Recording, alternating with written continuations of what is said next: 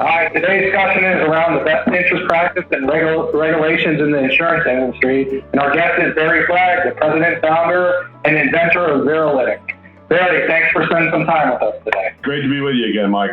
So I guess, for everyone listening, maybe if you could give us a little bit about your background and how you ever came up with the idea for Veralytic. So Veralytic was kind of a blinding flash of the obvious to me.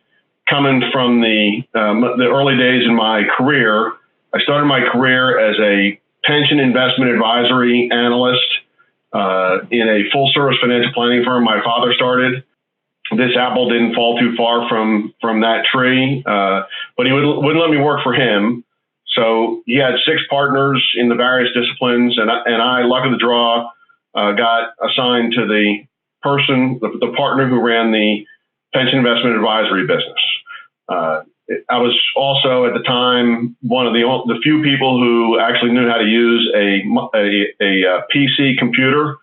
So that was kind of my assignment, was to take Morningstar reports, take the pension and profit sharing plan statements that the partners would come back from meetings with and look them up in Morningstar and then summarize the Morningstar reports in a spreadsheet or a Word document, or a Word Perfect document back then, and give the reports to the partners that said, these funds have good fees, the other funds have high fees, some funds have good performance, some funds have bad performance, and it gave them the basis to go back to the prospects or the clients and advise them on not only what was in the best interest of the plan sponsor, who usually had the largest account balance, but also gave them the document that helped them comply with ERISA. And so I did that while I was actually still in school, graduated, went to go diversify my resume and broaden my experience, went to go work for a life insurance agency as a analyst or a case designer.